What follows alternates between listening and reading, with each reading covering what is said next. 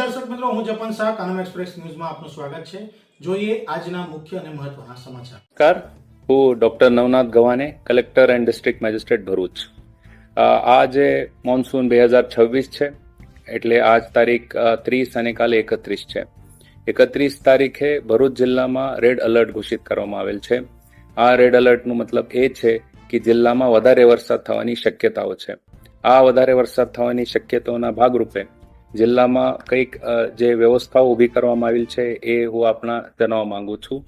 આપણા પાસે 1077 control room જો છે એ 24 કલાક ચાલે છે. એટલે કંઈ પણ પ્રકારની આપણે તકલીફ હોય કે કમ્પ્લેન કરવાની હોય કે વાત પહોંચવાની હોય એ અમારા કંટ્રોલ રૂમ ઉપર આપ કરી શકો. એના સાથે જિલ્લાના સમગ્ર તંત્ર, police, panchayat, RNB, electricity, fisheries, GIDC, આ બધાની તૈયારીઓ જે સતત ચાલતી હોઈએ છે. અને એ તૈયારીના ભાગરૂપે આપણે બધા તાલુકાઓમાં અલગ અલગ ટીમોની રચના કરવામાં આવેલ છે. આ ટીમો સતત જો છે પરિસ્થિતિના ધ્યાને રાખીને હાલ જે છે ફિલ્ડ ઉપર ઊભી છે. આપણા પાસે 20 બોટ ફાઈબરની છે, 6 બીજી બોટો છે. એટલે એ બોટોનું પણ આયોજન કરવામાં આવેલ છે. એનડીઆરએફની ટીમ આપણા અહીંયા ડેપ્યુટ કરવામાં આવેલ છે. એના સાથે એસડીઆરએફની ટીમ પણ આપણા પાસે ઉપલબ્ધ છે. એની જે વહેંચણી છે ડિસેન્ટ્રલાઇઝ એ પણ આપણે નર્મદાની ઉત્તર દિશાના અને નર્મદાની દક્ષિણ દિશામાં આપણે કરવામાં આવેલ છે. જ્યારે 2023માં ભરૂચમાં જે વધારે પૂરની પરિસ્થિતિ નિર્માણ થઈ હતી એનો અમે સમગ્ર અભ્યાસ કરીને 81 જેવા ગામો અમે મેપ કર્યા છે. એમાં 6 થી 7 હજારની વસ્તી અફેક્ટ થઈ હતી 2023માં. એ અનુભવ ધ્યાને રાખીને અમે આ વર્ષમાં પણ અલગ અલગ ગામોમાં જે છે કઈ વ્યક્તિ કઈ માણસને ઇવેક્યુએટ કરી શકે એડવાન્સમાં એની આપણે પૂર્વ તૈયારી કરવામાં આવેલ છે. આ પ્રકારની ટીમ બિલ્ડિંગ પ્રાંત કક્ષાથી અને પોલીસ સાથે, પંચાયત સાથે કરવામાં આવેલી છે. એના સાથે હું આપને કહેવા માંગુ છું કે સ્કૂલોને કાલે આપણે રજા આપવામાં આવેલ છે. આપણા માટે એક મહત્વનું એક વિષય હોય છે કે સરદાર સરોવર ડેમની સપાટી એ અત્યારે 128 મીટર જેવી છે.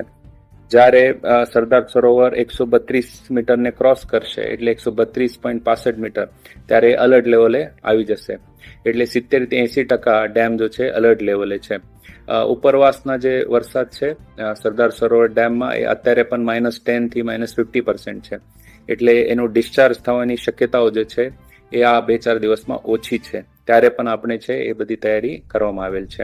ગોલ્ડન બ્રિજની હાલની સપાટી 1.9 મીટર છે અને જ્યારે એ 7 મીટરમાં આવી જશે એટલે 7 મીટર પછી બાજુની વિસ્તારમાં પાણી ફરવાની શક્યતા ઊભી થાય છે.